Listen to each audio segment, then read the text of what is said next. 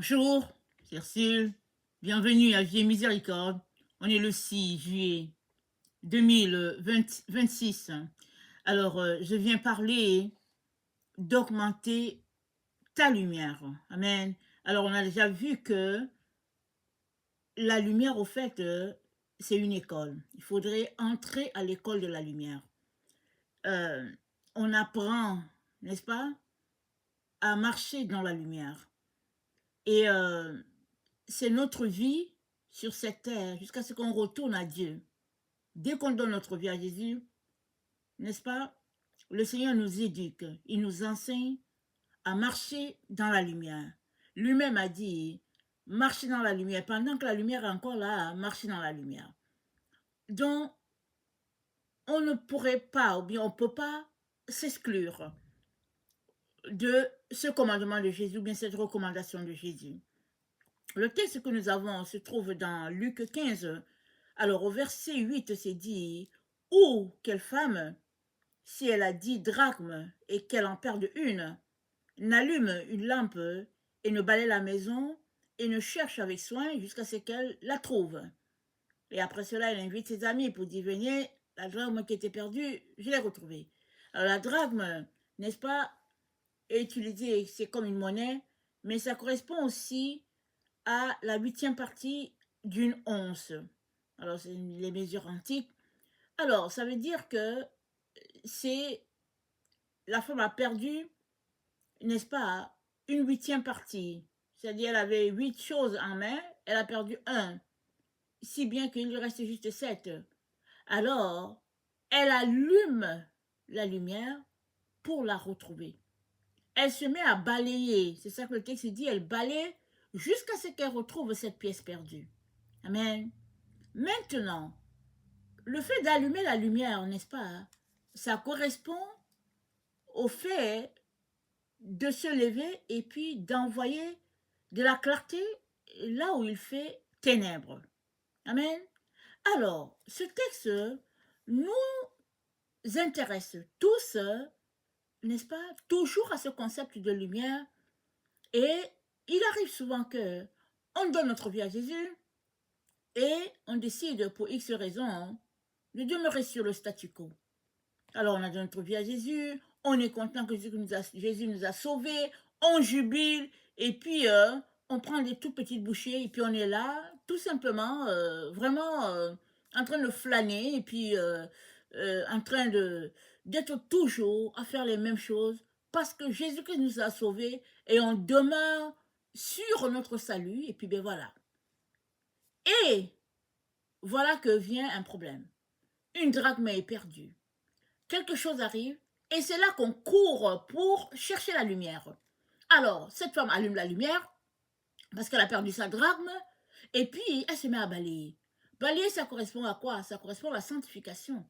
Balayer, ça correspond à nettoyer. Donc, elle a son balai en main, elle ratisse tous les coins et les recoins pour savoir, n'est-ce pas, où est-ce que la pièce aurait glissé, où est-ce qu'elle se serait rendue. Et puis, elle cherche, elle cherche, elle cherche. Et le Seigneur de nous dit, nous n'avons pas besoin de nous mettre, n'est-ce pas, à ratisser tout le temps. Quand la chose est perdue, c'est là qu'on se lève avec le balai pour chercher. Ce que le Seigneur aimerait pour nous, c'est que on puisse demeurer dans la lumière à tous les jours. À partir du moment où on donne notre vie à Jésus, la Bible dit, celui-là qui marche avec le Seigneur, sa lumière va grandissante, n'est-ce pas? Comme, n'est-ce pas, la lumière en plein midi. Ça quitte à l'aurore et ça grandit jusqu'à son éclat en plein midi. Alors, si tu as donné ta vie à Jésus, la lumière que notre Seigneur a pour toi, c'est pas une lumière interrompue. C'est pas une lumière, n'est-ce pas, qui tantôt est sombre puis demain elle brille. C'est une lumière qui est appelée à briller constamment à partir du premier jour jusqu'à ce que tu retournes à Dieu. Alors, le Seigneur nous enseigne que c'est important de marcher dans la lumière tout le temps. Tout le temps. Parce que c'est une très mauvaise habitude d'attendre qu'il y ait un trouble pour dire, OK, là, les temps sont, c'est difficile, je vis une situation difficile, bon, je ne veux pas sortir pour aller retrouver les amis, pour prendre un pot ensemble, vraiment, j'ai besoin de paix, et puis voilà, Seigneur Jésus, aide-moi, vraiment, viens à mon secours. On se retire des amis. On prie, Jésus-Christ vient à notre secours, la situation est réglée, oups, cette même personne-là, qui pleurait, qui s'est enfermée chez elle, qui ne voulait rien savoir de personne, la voilà encore retournant avec les mêmes amis, n'est-ce pas, hein, dans leur vente à emporter, dans leur bar et tout, faisant les mêmes choses, parce que Dieu est bon, il a répondu, la situation est réglée, la crise n'est plus là. Et le Seigneur nous dit, il est important que nous sortions de notre médiocrité, parce que il peut arriver des situations où tu n'auras pas le contrôle. Il peut arriver des situations où tu vas frapper à la porte, tu vas prier, tu vas jeûner, tu vas appeler et le ciel semblera sourd. Sourd. Rien ne se passera. Est-ce que dans ces situations-là, tu vas tourner le dos à Dieu pour dire le Seigneur m'a oublié, le Seigneur ne veut plus rien savoir de moi? Non. Parce que le fait que tu entendes Dieu clairement fait partie de ton école avec le Seigneur. Le fait aussi que tu ne l'entendes pas du tout pendant un certain temps fait aussi partie de l'école du Seigneur. Parce que c'est dit, marchez par la foi et vous n'accomplirez pas les œuvres, n'est-ce pas, de la chair. C'est par la foi qu'on marche. Ce n'est pas parce que nos prières sont répondues que, ok, Jésus, on est content de toi, tu as répondu aux prières, alors on vient devant toi pour te faire bisous parce que Seigneur, tu es bon. Et puis là, on n'entend pas Jésus pendant quelques temps, 2, 3 mois, on n'entend pas. Alors, Jésus-Christ n'est plus là, alors on fait ce qu'on veut. Non.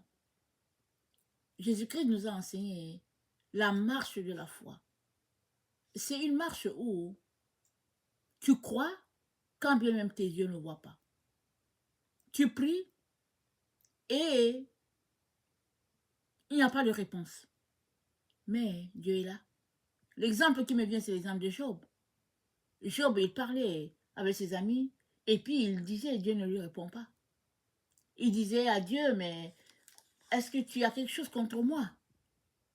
Dieu avait décidé d'être silencieux. Il écoutait leur discours à quatre. Les 3 amis de Job et Job aussi.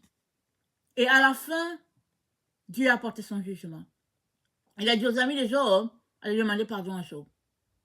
Sinon, vous aurez des conséquences sévères. Et toujours est-il que Dieu ne parlait pas. Les 3 amis parlaient, accusant Job de ci et de rien. Et Job disait toujours, je suis innocent. Quoique nous savons que nous, les humains, on n'est pas sans péché. Mais Job disait, je n'ai rien fait, je suis innocent. Mais au fait, Job avait juste besoin d'un peu de compassion de ses amis, mais ils n'étaient pas venus pour la compassion. Ils étaient venus pour trouver le coupable, pour enfin lui dire, enfin te voilà. Enfin, tu nous faisais passer pour quelqu'un de saint, mais voilà, tout tombe sur toi parce qu'en fait, tu avais une autre vie, une double vie. Mais tout cela, c'est pour dire quoi? C'est pour dire que la lumière va transcender les ténèbres toujours et toujours. Et il te revient, en tant qu'une personne qui appartient au Seigneur, de veiller à ce que ta lumière va augmentant, comme la lumière du plein jour, et que ta lampe ne soit pas cachée sous le lit. C'est dit qu'on n'allume pas la lampe pour la mettre sous le boisseau. On l'allume pour qu'elle puisse éclairer. Et tu es la lampe de Jésus, Jésus-Christ t'a allumé. Il est donc très important que tu éclaires l'endroit où tu es, que tu éclaires la ville où tu es, que tu éclaires le pays où tu es.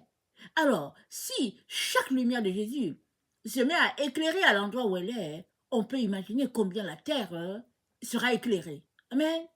Voilà pourquoi le Seigneur nous dit dans 1 Pierre 2 au verset 2, c'est dit, vous êtes une race élue, un royal corps, sacerdotale, une nation sainte, un peuple qu'il s'est acquis pour proclamer les hauts faits de celui qui vous a appelé des ténèbres vers son admirable lumière, vous qui jadis n'étiez pas un peuple et maintenant êtes devenu le peuple de Dieu, vous qui n'aviez pas obtenu miséricorde, mais maintenant avez obtenu miséricorde.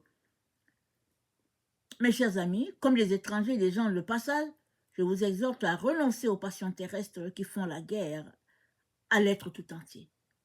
Donc, nous sommes le peuple de Dieu et un peuple que Dieu s'est acquis, n'est-ce pas, par le sang de son Fils, par la souffrance de son Fils, et c'est dit, Dieu nous a appelés des ténèbres vers son admirable lumière. Maintenant, vous êtes devenus le peuple de Dieu. Maintenant, tu es le peuple de Dieu, si tu as donné ta vie à Jésus. Donc, tu es appelé à demeurer dans la lumière. Parce qu'il t'a déjà appelé des ténèbres en direction de la lumière, tu ne peux pas continuer de demeurer dans les ténèbres.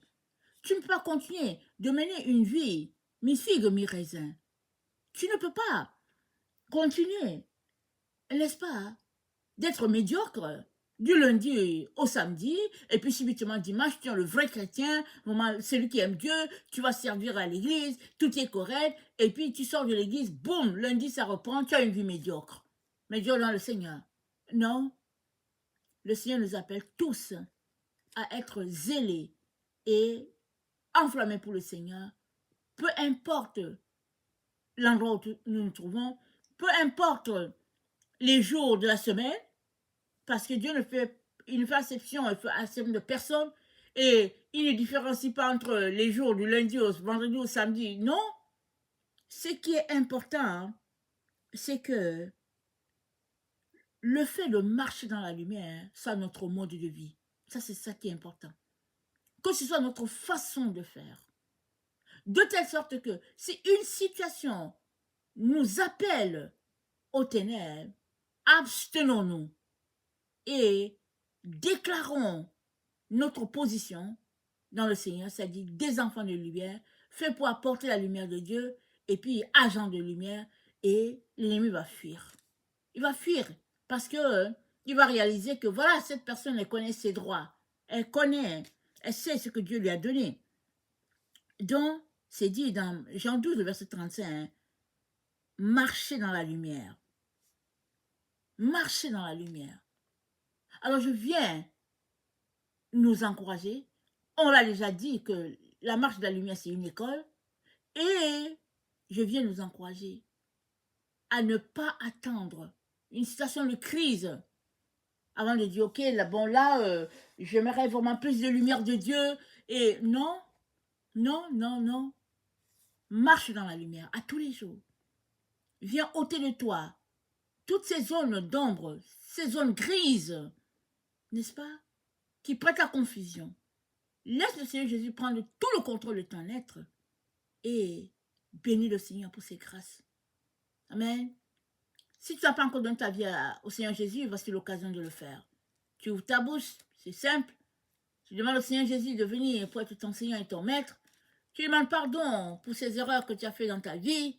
Et puis, tu célèbres, n'est-ce pas, le Saint-Esprit qui est en toi, qui est là pour t'enseigner. Et tu attends devant Dieu qui va te conduire pas à pas jusqu'à ce que tu puisses accomplir ton œuvre sur la terre. Amen. Que le Seigneur bénisse sa parole et que sa grâce nous soit donnée en abondance. Amen. Alléluia.